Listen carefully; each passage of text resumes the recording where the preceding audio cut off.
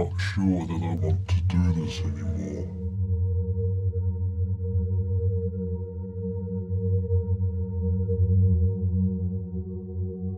My condition worsens.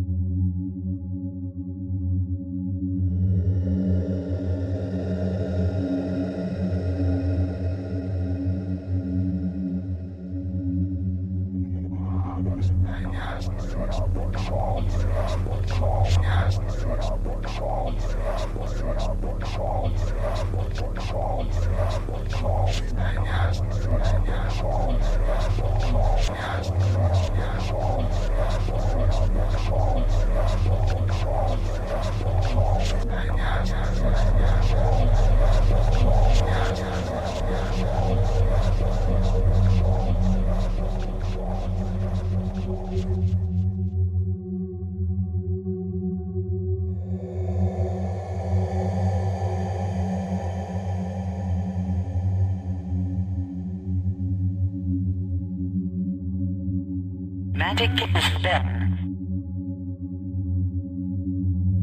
Magic is better.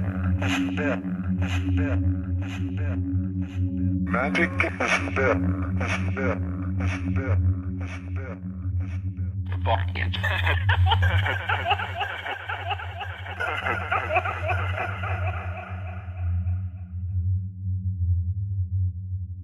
When I come up with kisses, I bet you down.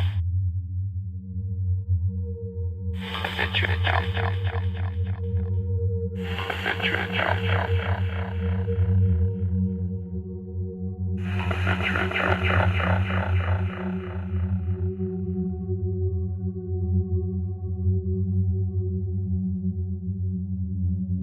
Talk about power to one. Talk about power to one.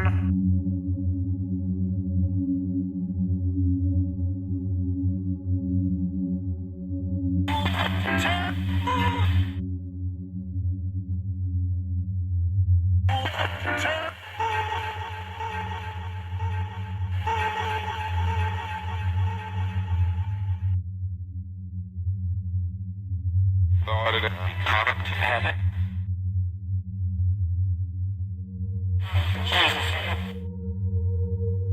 My daddy showing up in snow.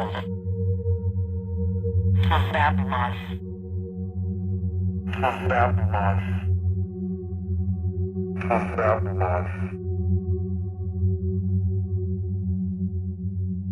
The important concept is Christ.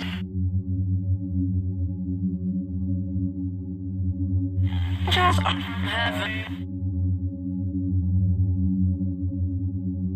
Find the devil in you.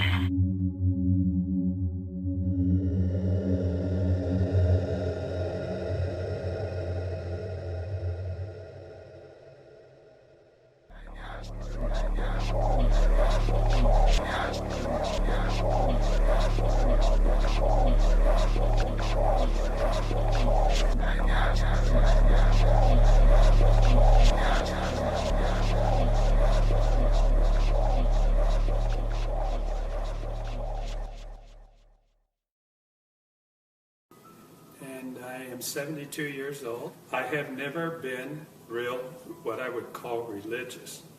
I've always believed that there was a God, and I believed that there was Jesus, but I've had doubts. I've been a doubter before, but I'm no longer that.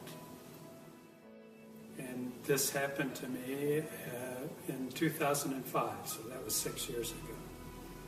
And so how it came about was that I was on my way to Monterey. I go up there every year for the historic car races.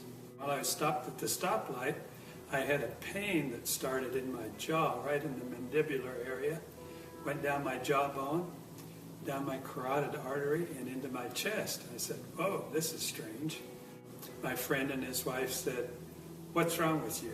You don't look very good. What's your symptoms?" I said, "Well, my hands feel a little sweaty and I feel a little clammy." I said, "I don't know what's going on." He says, "I'm going to take you to the hospital." I said, "Oh, I'll be okay. I'll go home and take an aspirin. This will be done with." He says, "No, we're going right now." So we went in and they put me on a gurney because there was no room in the emergency room. My blood pressure was extremely high, and they gave me a couple of shots right away to try and get my blood pressure down. And then I went right into the x-ray room, and they gave me some x-rays, and came back in a little while, and Steve, the doctor, a friend of mine, says, "You have a serious problem." I said, "Oh, really?" And he says, "Yes." He says, "You have an aneurysm, but what's worse, it's split, and I think you're bleeding internally." 5 o'clock the next morning, I was in the the ready room rather, at Cottage Hospital. An anesthesiologist came in and says, "Well, I'm going to, give you a shot right now, and then you're going to go off to sleep." I said, "Okay." I said, "Is the doctor here yet?" "Yeah, he's here." So I asked to see him. I said, "Okay, what are you guys going to do to me?" And he says, "What we have to do is cool you down to a real low temperature, and when we do that, it'll be just like chopping a hole in Lake Michigan in the ice in the middle of the winter. Everything's going to stop. Your brain's going to stop, and your heart will stop." I said, "Well, I've never heard that before, and I read a lot." And he says, "We usually don't tell our patients what we're going to do to them, or else they'd run down the hall dragging the IV behind them." They told me when I went in that I'd have about a 50-50 chance of making it. I found out later with that kind of operation where they take your heart out, you have a 10% chance of survivability. So the anesthesiologist put the IV in. I went off to sleep right away. They start rolling me down the hall to the operating room. And then I realized that I was still conscious and I wasn't under yet. It was like I was for a little bit, but then I was awake again. And I saw them roll me into the operating room. And so I wanted to tell the doctors that, "Hey, you got to give me some more of whatever it was you gave me because I'm not out yet." But I couldn't speak. I didn't have any pain or anything like that. I just could not open my mouth and get the words out, even though I tried very hard to tell them that I was still conscious. So I'm laying on the table, and there are 3 doctors standing over me and 2 nurses, and they all have their gowns on, their masks on and everything. They're ready to go. And I heard the doctor ask the nurse for the scalpel, and she got it, and she started to open me up from right here down to here. He did. Opened me up like that, and then they got an electric saw out and started cutting my breastbone open. And then I saw them go down and start to take my heart out, and then everything went black.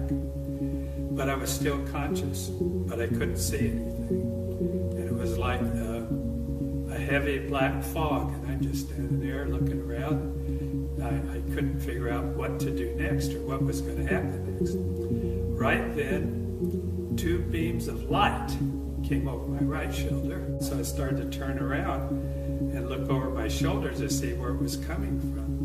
And then I heard a voice. And the voice was very authoritative, not loud, but he says, "Don't turn around."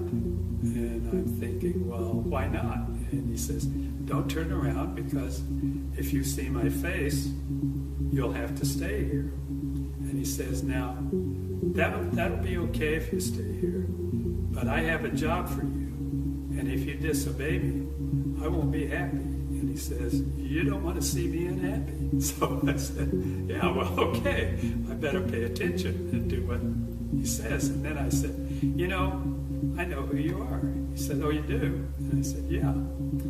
And all during this conversation, I had a feeling of where he was, that he was walking back and forth behind me, that he was sitting in a white thrown just a plain chair, didn't have jewels or anything on it, but just a plain white chair, and I could just feel that, and I don't know why. I just, that's what I was feeling. The next thing that happened is he said, well, he says, do you have any more questions before you leave? I said, I said, you know, I got to think about this. And I thought, I was thinking really hard, what am I going to ask God?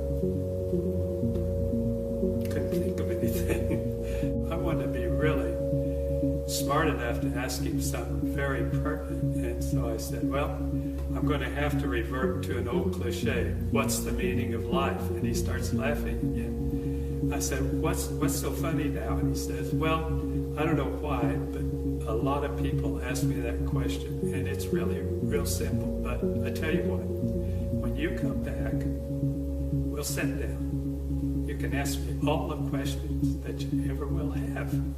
I'll answer them for you. So I said, okay. He says, okay, it's time for you to go back. And I turned around. I'm sorry, but he put his arms around me. He put his arms around me. And it was a feeling that I can't explain. It was unconditional love, but it was words. I can't tell you the words. And I'm sorry, but I always act like this because I can feel it again. So,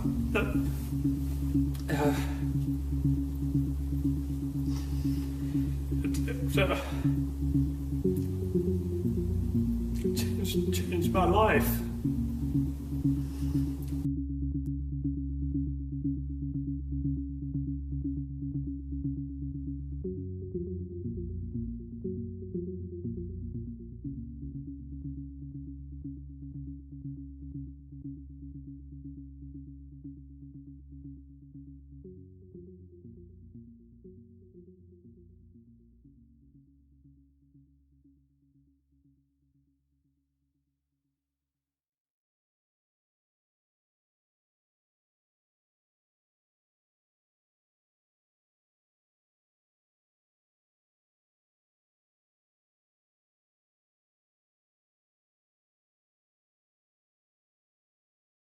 Right then, two beams of light came over my right shoulder. So I started to turn around and look over my shoulder to see where it was coming from. And then I heard a voice. And the voice was very authoritative, not loud, but he says, don't turn around. And I'm thinking, well, why not? And he says, don't turn around because if you see my face, you'll have to stay here. And he says, now, that'll be okay if you stay here, but I have a job for you, and if you disobey me, I won't be happy. And he says, you don't want to see me unhappy. So I said, yeah, well, okay, I better pay attention and do what he says. And then I said, I won't be happy. And he says, you don't want to see me unhappy.